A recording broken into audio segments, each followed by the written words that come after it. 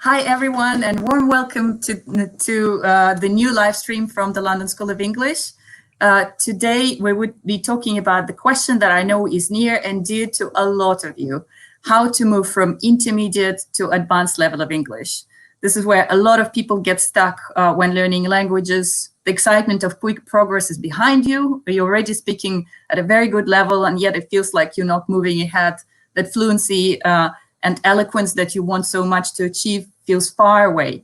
This is where we can help in today's live stream and also with our English courses. But first of all, and before we jump to the main question, how are you today? What country and city are you joining us from? Please share with us in the live chat next to the video. We usually have quite a few of our alumni joining us, so hello to all of you from different countries in the world, and also welcome to our new viewers who are joining us for the first time. My name is Olga, and I'm part of the London School of English team. And just to tell you a little bit more about how we're going to structure the live stream today, we'll have the main part of the live stream for about 30 minutes, and then a question and answer session at the end of the live stream. So we'll try to answer as many of your questions as possible. So please write them in the live chat. And if there are any questions left, we would answer them in the comments below the video after the live stream. And you can also, of course, get in touch with us by email, which we will show later on the screen. Now, I'm extremely excited, very delighted to introduce to you two of my colleagues. You probably have already seen them, but it's always a pleasure to introduce them again. It's Douglas, one of our expert English language trainers, and it's Faiza from our client services team who helps with any questions related to professional English language training that, of course, our school provides. So hello, Faiza and Douglas. Welcome to today's live stream. Hey, Olga. Thanks, Olga. Hey. Well, hi, it's me again, Trainer Douglas. I hope everybody's doing great, and I hope you're at home safe and sound. Well, and I hope you will enjoy this live stream today, where we'll be talking about some of the reasons why you might think that you're stuck and not making any progress in English, the so-called plateau effect. Yes, that is a thing. And also what you can do to avert this annoying feeling. So thank you very much for making the effort and joining us today. Faiza, good to see you. How have you been? I've been good. Thank you, everybody, for joining us. As Olga mentioned, I am part of the client services team. So if you have any questions about our courses, you can let us know. We're seeing a lot of familiar faces. Hello again, Tanya. Hi, Frank. I think we've got Ali as well here, Giuseppe from Italy. So lots of people from all around the world. I think I see a Ricardo from Peru. So thank you, everybody, for joining us. Thanks, guys. We hope that you'll enjoy the session, and then I'll be back for the Q&A later on. And I look forward to seeing you then. But over to you, Douglas. Okay. Thanks, Faiza. Very well. So here we are. You've been studying in English for quite some time now. You can communicate quite effectively, but for some reason, things are not quite the same anymore. You have this weird impression that you used to enjoy your lessons a lot more. You used to learn a lot more in the beginning. So what seems to be the problem? You know you used to enjoy learning so much, so what's going on? Well, esteemed audience, you might be experiencing what linguists call the intermediate plateau. Well, the intermediate plateau is when your learning curve kind of flattens and you, quote unquote, stop learning as much and as quickly as in the beginning. But hey, calm down. This is something natural. It's something to be expected. Today, I'll be sharing with you some ideas that might just help you with your learning experience beyond the intermediate level. It's never too late. So please grab a pen and start taking notes. First of all, I just want to reassure you that even though you might have reached that plateau stage, some learning might still be taking place, might still be occurring. There's a lot more to learning a language than meets the eye. Yes, it's about vocabulary. At this point, it's a lot about learning new vocabulary, but it's also about grammar. It's also about pronunciation and fluency. Okay, fair enough. Maybe you haven't learned a new grammatical structure today, but your pronunciation is a lot better. You're pronouncing a word a lot better, say, for example, or you're connecting your words with more ease. Or you used to take a lot longer to remember a word, and now you can remember it much faster. So don't be discouraged. These little things add up and contribute to your fluency. Does that make sense?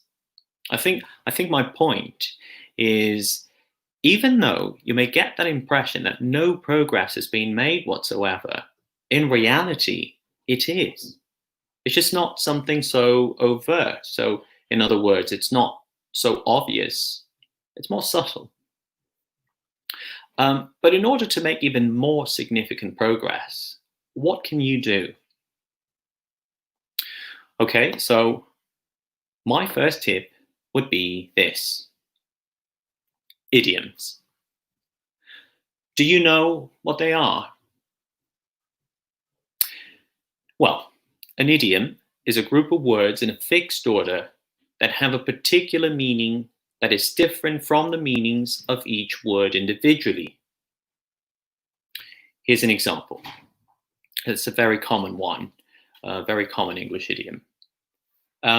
Break a leg. I hear your exam is next week. Your IELTS exam is next week. Break a leg. Well, you don't really want a candidate to break their leg. That'd be a horrible thing to wish upon somebody. So the meaning here is not a literal one. It's an idiomatic expression, meaning good luck. Very well.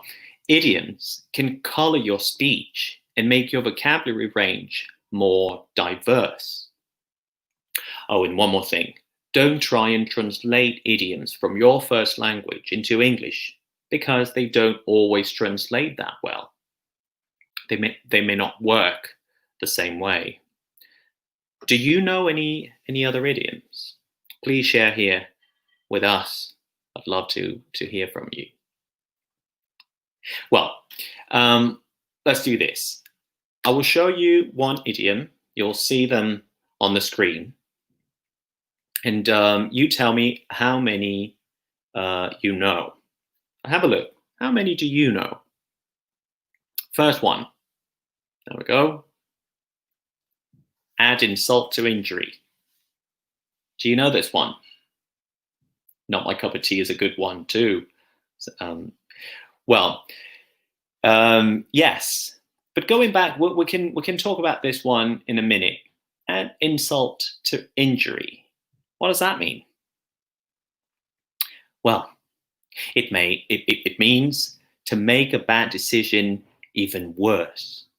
So, for example, they told me I was too old for my job, and then, to add insult to injury, they refused to pay my expenses.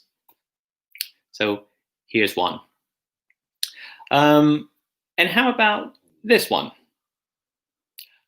Bite the bullet. Bite the bullet. Do you know this one? What does it mean? Anyone? Well, it means to decide to do something that is difficult or unpleasant, but necessary. So, for example, I hate going to the dentist, but I'll just have to bite the bullet. So that's another idiom. And how about this one? Have a look. Find your feet. Find your feet. What does that mean? Anyone? Well, it means to adjust or settle into a new environment or situation. For example, I only recently joined the firm, so I'm still finding my feet. Very well. So remember, idioms will take you places. Right, so my next tip is binomials. Do you know what they are? I'm in a pickle is a very good one. $1 day, $1. Okay. Well, now let's talk about binomials, yeah, or a binomial pair. Well, a binomial pair is an expression containing two words which are joined by a conjunction, and the conjunction is usually and or. Well, binomials are part and parcel of becoming more fluent in English. Did you catch it? Part and parcel is an example of a binomial pair. We use it to describe a fundamental or necessary part of an experience. So, if you want to become a more advanced learner of English, you just have to use them, plain and simple. Yes, that's another one right there, plain and simple, meaning that something is fundamentally true. Do you know any other binomials or binomial pairs? Would you like to share with us? Well, how about this one? Have a look here. Loud and clear. Do you know what this one means? So loud and clear, as in, I can hear you loud and clear. I can hear you well, is a binomial pair. Another binomial pair would be this. Spick and span, meaning very clean and tidy. My room is not always spick and span. And what about this one? Tooth and nail, as in, she fought tooth and nail to keep custody of the children.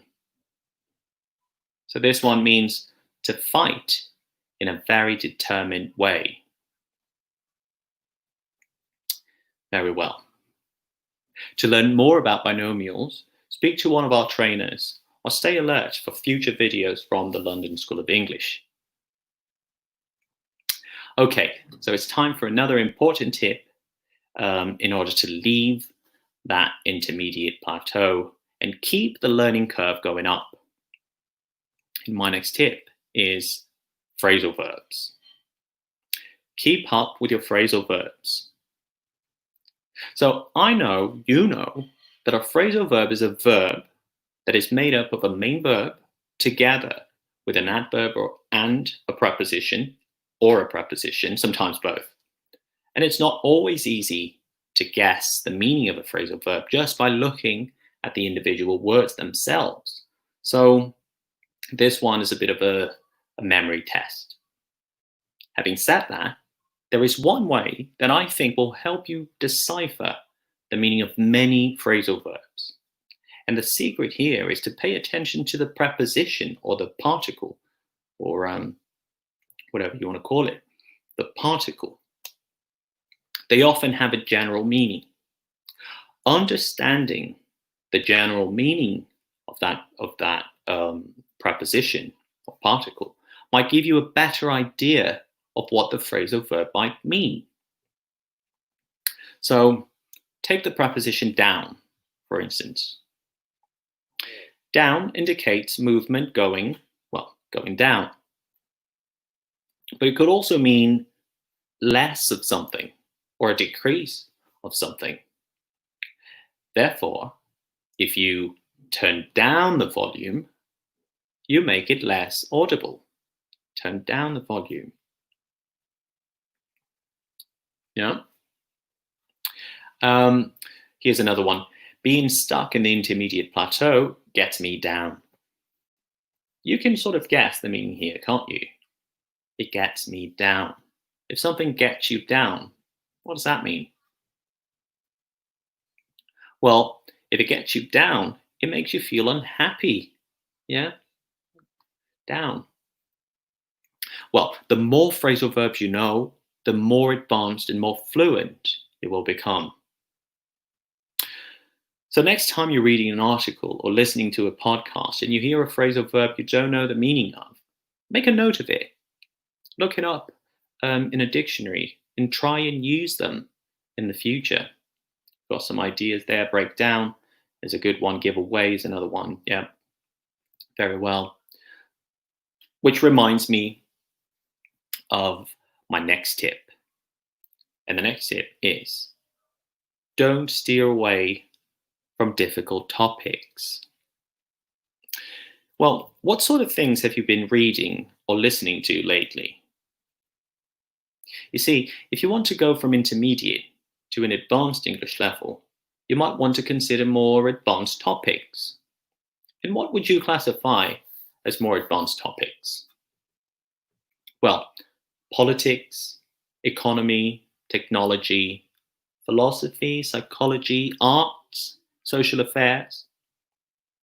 If I asked you to tell me about your political views or the state of affairs of your country, would you be able to share your opinion? Would you be able to share your views and where you stand? I think that is a very important step when you want to improve, when you want to become more advanced learner. You can reach that by reading more about these topics or by listening more and listening to podcasts that talk about these issues. When you do that repeatedly, you start building up your vocabulary around these topics, and then that should give you a better command of language when you're discussing these topics with other English-speaking people. So keep that in mind. The other thing is humor. So when you start getting humor, that's a very positive sign that your English level is high. In order to understand humor or jokes, you need to have a very nuanced understanding of a language. So if you hear a joke, but you can't see why people around you are laughing, there can only be two explanations. So, okay, maybe the joke's not that funny, in which case, fair enough. Or it could be that you might have missed something. Maybe the double meaning of a word, for example. So watch more comedies, read jokes online. So that way you will learn more advanced English as well as have a laugh. So it's a win-win. Very well. And one last thing. Watch out for neologisms. So, in other words, new words. As we have seen today, a lot about making that learning curve keep going up has to do with building your vocabulary. And the English language has hundreds of new words being added to the dictionary every year. Let's have a look at something linguists like to call blend words, which is when you squish two words together and then forming new words. So I'll give you an example. One day, before we've been hit by this pandemic, I was on my way to work at the London School of English, and then on the tube, I witnessed this image. The image should be coming up any time. Yeah, now we go. What is this an example of? Does anybody know? Anyone? Yes, exactly. Men spreading. Do you know the term? Well, the word men spreading is a perfect example of a neologism. It's a blend word, meaning when a male commuter sits with their legs wide apart, so they take up a lot of space, a lot of other people's space. Well, can you think of any other blend word?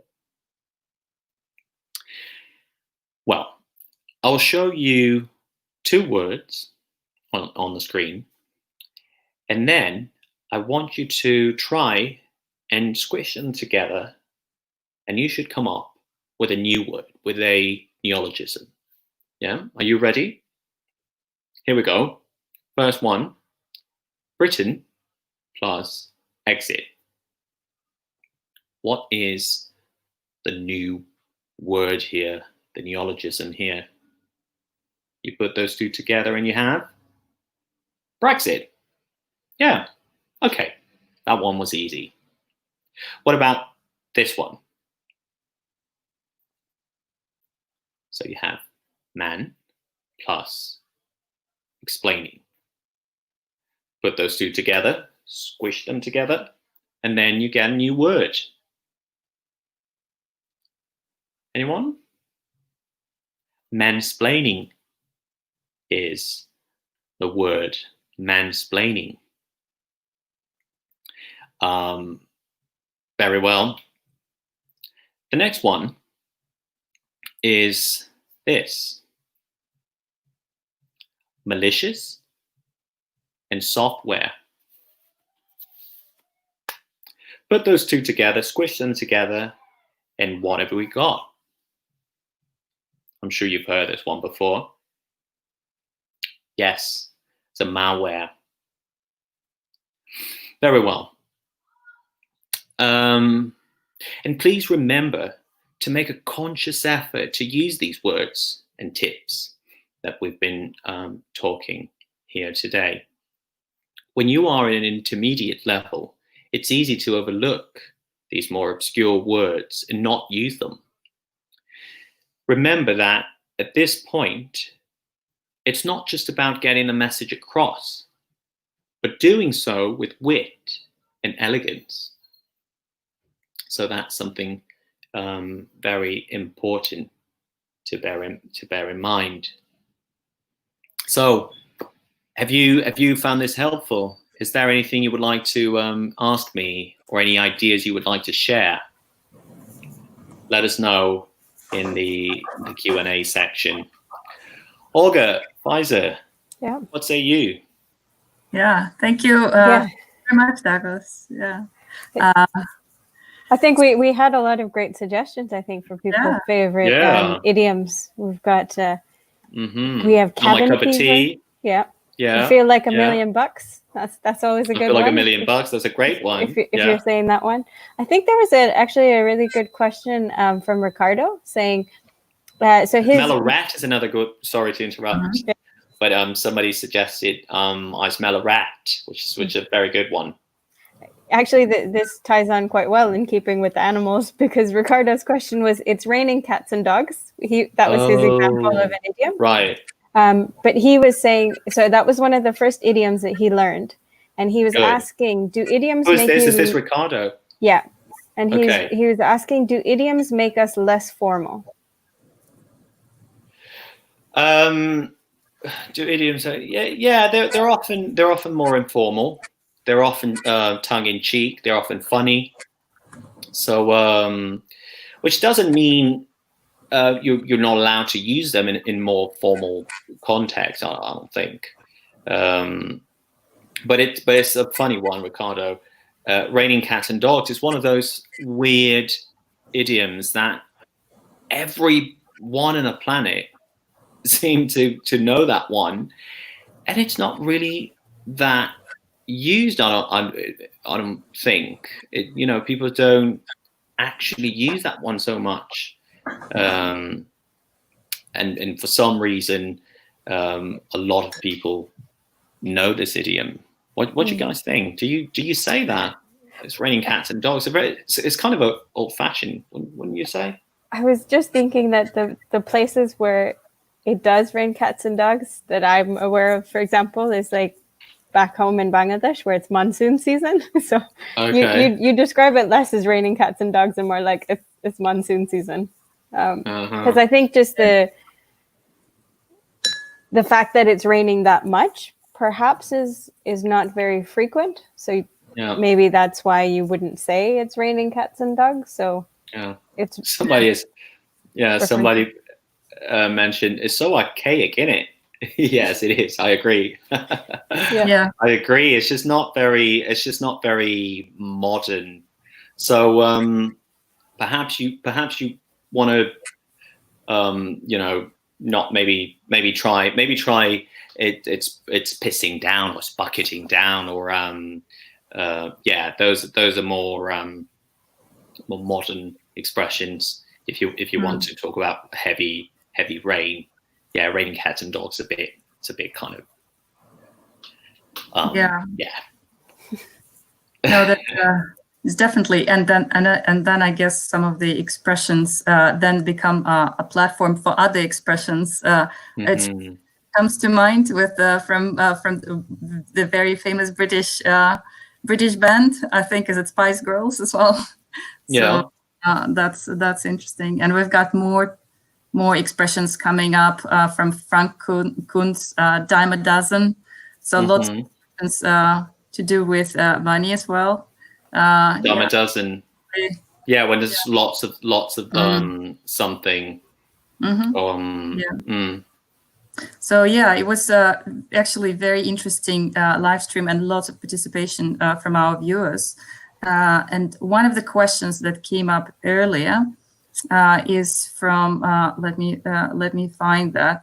It's from Richie Nunes, who is asking how to talking about the difficulty of getting to advanced level when you're not in a native English-speaking country.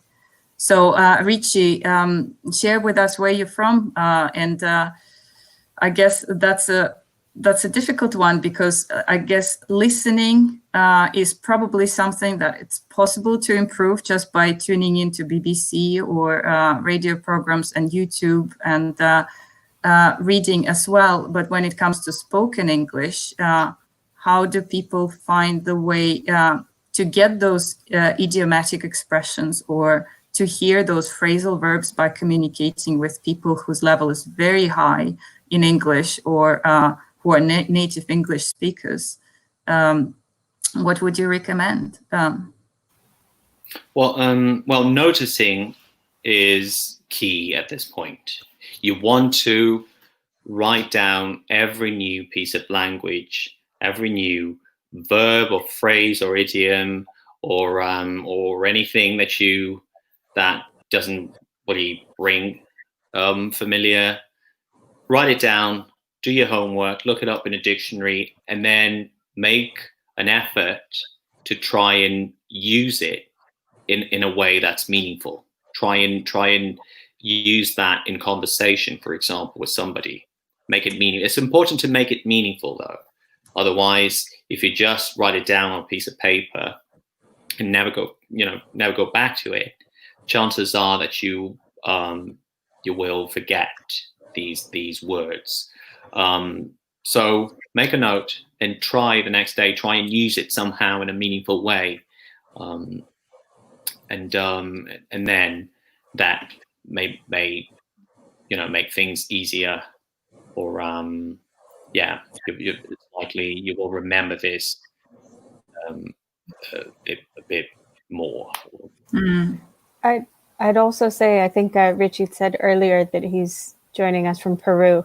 But this is one of the, I think, still changes that's happened because of the pandemic, that you now have opportunity to join people from all around the world if you were to do a course, say, for example. So that's also a good opportunity to practice with people from different places, whether they're in native English speaking or whether they're non-native. And I know we were talking about it earlier, but the advantage of being able to sort of speak in a group of people can really help to get you away through the plateau, so to speak. Yeah. No, that's definitely a good one, particularly that's a good one. Let's see. Opportunities. We have some other frequently asked questions that we quite often get from our clients and from people who are asking us about English courses. And one of them is, what is the best way to measure my progress? Is it by taking English level tests? How frequently should I take those tests? Is it once in 2 weeks, once a month, or is there something else that I should do? So how do we get to answer that question in a kind of in a balanced way? I guess is just about the level. So Douglas, Pfizer, what's your opinion about that? Well, I don't think taking these tests on a weekly basis would be. I don't think that's advisable. For one reason, learning it takes some time. It takes some time until you move from one stage to the next. It's not going to happen, overnight. It's not going to be so. There's not going to be so much, learning taking place in 1 week to make such a huge difference the following week. So I would say, maybe taking tests, it could be one way, but give it time, give it space, work on your language first. Don't be so concerned, so worried about these exams. A good way to measure progress is, say, for example, if you, like what I mentioned earlier about humor, you listen to a joke and you get the meaning and you find it funny. That's a good signal. Oh, I get this. I get the double meaning here. I know what this person is trying to say. So that would be one good way.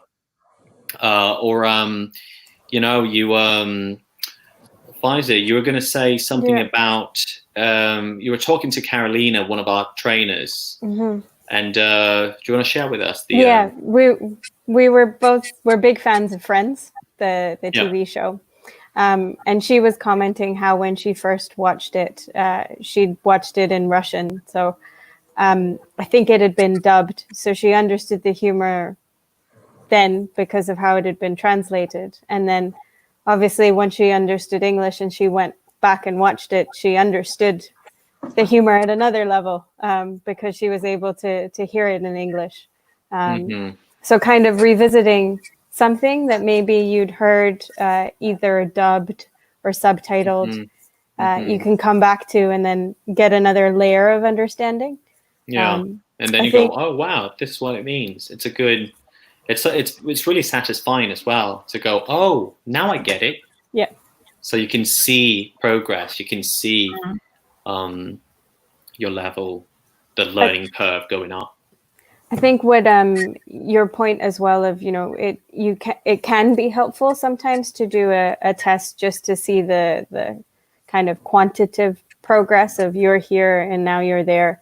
But it's also helpful. So for example, with our courses, when you first start, we ask you how confident, say, you feel about presenting or negotiating or writing. And then we ask you, after you've finished, how do you feel about those areas again? So then you can kind of measure your progress on, okay, I feel a little bit more comfortable expressing this or saying this or writing about this. So it's good to have a bit of both. And I think it also depends on your purpose. So if you're studying because you plan to do more studies, then yes, you'll need to take an exam to quantify how you're progressing. But if you're doing it, say, for example, for business reasons and you want to improve your language, then, reflecting on how comfortable you feel or whether you have more tools or phrases or vocabulary available to you now after having studied, that's a good measure of seeing how well you've done. Yeah, exactly. And I guess also one of the things not to take away from constantly measuring the progress is just enjoying learning the language at the same time, because that's what kind of motivates you and what gives energy for learning, finding some new expressions, phrasal verbs, or neologisms that that Douglas you mentioned, and just having fun, enjoying it, exactly. yeah.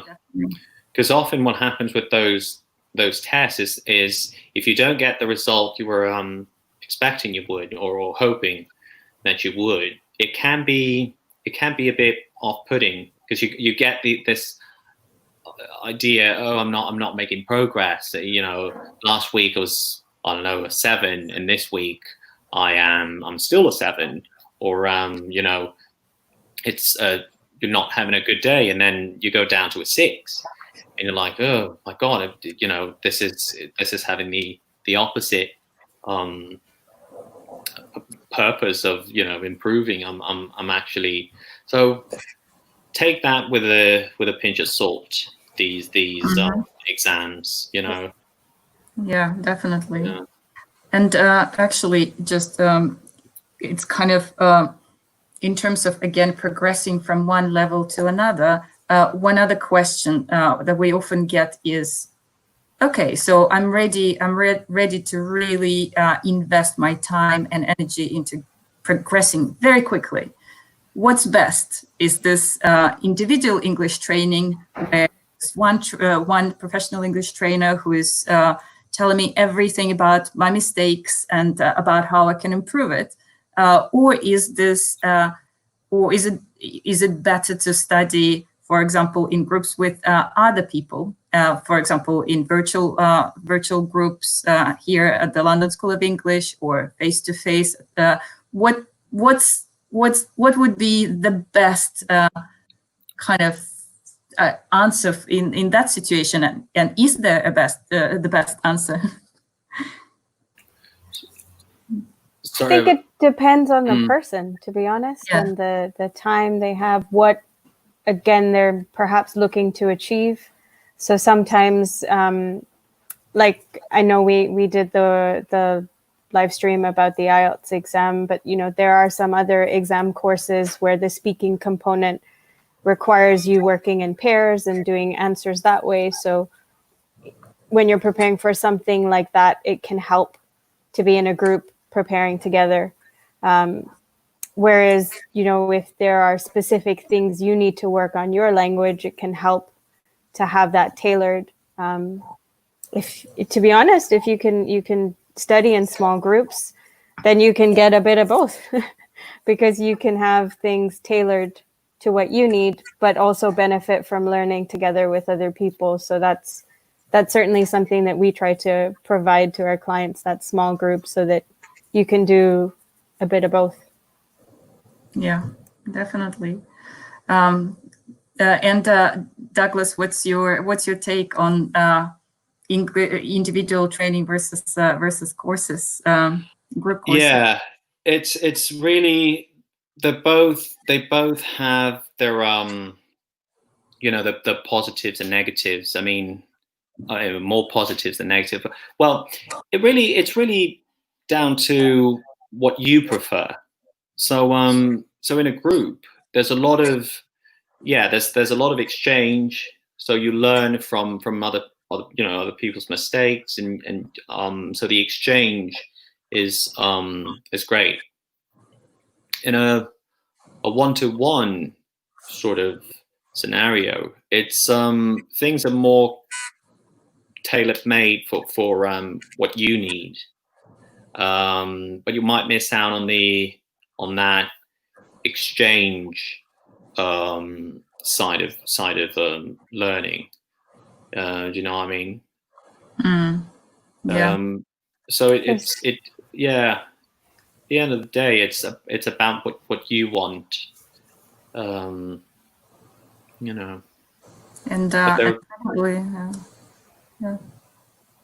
probably it's a combination, and I guess even for the same person, it could be different depending on the time in their life, because we've seen people would come, for example, for one-to-one training, and then later decide that the next step would be courses in groups.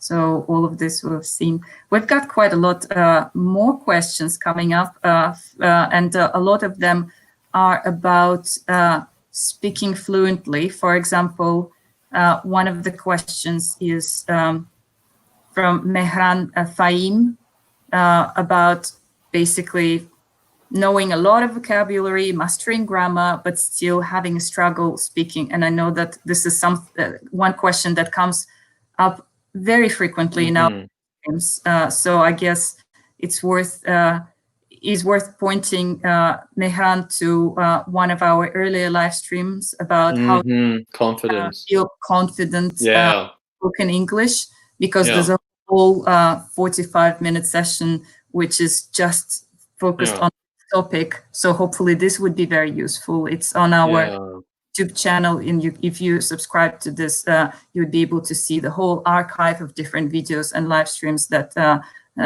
we're basically putting live on our channel. That's great, because apparently you've got all the tools that you need. You've got great vocabulary, grammar, but you're but you struggle with fluency, and maybe it's you've got language, so perhaps it's not really about the language. It's not about it's not about not having the language, but it's more about confidence, or about taking the risk, and maybe just giving your best shot. So exactly. That's pretty good. And practicing, I would say as well, if you can, just go for it. Even if you're practicing just with yourself, sometimes embrace. Making mistakes is part of learning, so embrace it. Don't be shy.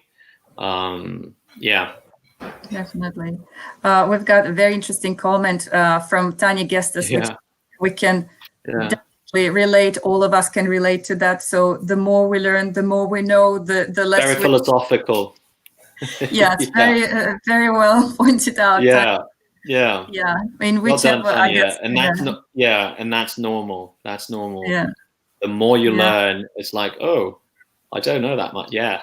But I think that's the point we were also saying about the journey, and the evolution of it. So you want everything to click at the same time, but sometimes it will. One will, and then another, and then all of it will. But don't be disencouraged. Like, don't be like, oh my God, I know so little.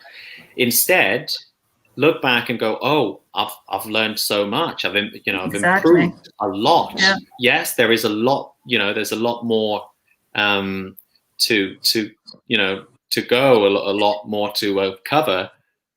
But look at what I have achieved so far. It's But don't lose focus. Definitely. Another question from a comment from Andrea Veloso. Hi, Andrea. We know that we've seen you. I think it's already the second live stream that you're joining us. So that's really great to see regulars and familiar faces. This is the question about pronunciation, and I guess this is probably a very big topic, so worth having a live stream of its own. Plus, we do again have some videos on pronunciation on our YouTube channel, so including even pronunciation, for example, for Italian speakers, or for native Portuguese speakers, or Japanese or Russian speakers. So please, you would be able to find that on the channel. But we also have some voice and accent training, obviously, where you can train your muscles and learn to speak in a completely different way. Faisal, would you like to speak a bit more about that? Definitely. So sometimes we find, and this kind of goes to Douglas's earlier point, that you could have all the language, but you're not able to apply it, and that could be confidence, that could be clarity. Maybe when you speak, people aren't able to understand for a number of reasons. So we often have clients that do the voice and accent training, which is very different from the language training. So the way I say it, sort of, language is about what you have to say, whereas the voice and accent is about how you speak. So the training is very fascinating. You kind of do jaw movements and muscle movements and like tongue placement. Work. Yeah. So it's very repetitive, and you're training yourself to speak in a particular way because maybe, for example, a particular sound or a particular emphasis doesn't exist in your language. So I remember with the live stream last week, Douglas, you were talking about some in Portuguese that like there was. Yeah, it just wouldn't. We don't have it in certain languages, in many languages, in fact. Yeah. So often that training can complement. So you can use that to kind of help with your pronunciation, with your speaking skills, and kind of take your language again to another level. Yeah, definitely. Another question, because I know that we actually recently had an IELTS live stream. So, and Rosario, because we were dealing with Rosario on our IELTS live stream, she's asking if it's advisable to use idioms during IELTS writing test. So I guess the answer is yes, Douglas. Or would you say we should with some idioms are the thing about idioms is that they're often quite informal, and they're often quite funny, like I said, tongue in cheek. So just try. It depends on the idiom. You don't want to, because remember the register for writing IELTS writing should be either neutral or formal, never informal. So if you think adding an idiom would make would make the register to be a bit too informal or sound a bit too friendly, then that's not really the purpose. That's not really what we want in the writing test, IELTS test. So perhaps avoid them. Thank you, Douglas. And I'm aware of the time again, and I guess we need to wrap up. I do see that we still have a few questions. So we will just very briefly touch upon them before wrapping up. So some of the questions are to do with, is there any idea on, for example, how many months or years it takes to progress from one level to another? And of course, something that we're quite often asked who are interested in our English language course. So I guess it's a tricky one, right? Because it's very much dependent on the person who is learning the language, how much time they put into this, how much time they've got available. How much effort? I think we tend to start our answer for that with how long is a piece of string, because again, it depends on exactly as you said. It depends on the person, the time, the resources, how also I think they learn. I think is an important thing. Some people can be naturally gifted towards languages. I know somebody's comment earlier, I think it was Andrea was saying that, she'd learned when she was much younger, when she's revisiting a language when you're older. For some people, that can be great because you can remember. For some people, that can be different because you're learning at a different time or a stage. So I think the way in which we try to answer is what is your purpose or what is your intention? Like, do you have a goal that has a time frame that you need to reflect back on? And is it realistic for you to be able to make that progress in that space of time? Or if it's more just you want to improve it in general, then try not to put too much pressure perhaps and enjoy the journey. Yeah, it's a very good point. Exactly. Definitely enjoy the journey. Yeah. I'm afraid we'd have to wrap up. For any questions that we haven't answered directly in the live stream, we will make sure that we'll answer them underneath the video after it's after it's complete and it's recorded. So you can check back tomorrow, and we should have those answers there for you.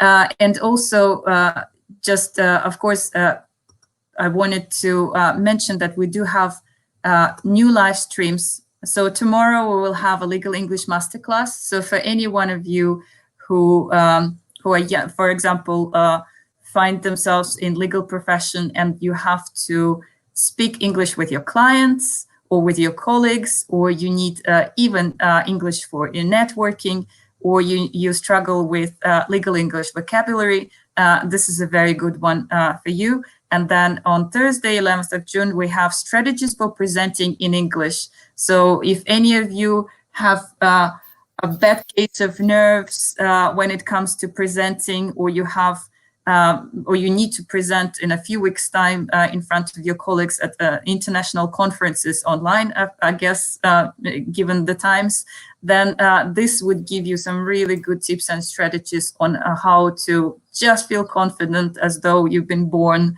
a presenter. So, thank you very much for joining us. And of course, do contact us after the event at clients@londonschool.com for any questions related to English language courses that we offer, whether that's general English, business English, legal English, or IELTS, individual training, or voice and accent training that we mentioned today. Douglas, Pfizer, thank you very much for joining us, and to all of our viewers, and for your interaction, for your questions, your comments. It was lovely to see you here today. Douglas, Pfizer, maybe you want to say a couple of words to our viewers. Yeah, thank you so much for joining us. We hope you found that to be helpful. Come join us for the rest of the week too. Nice one. Yeah.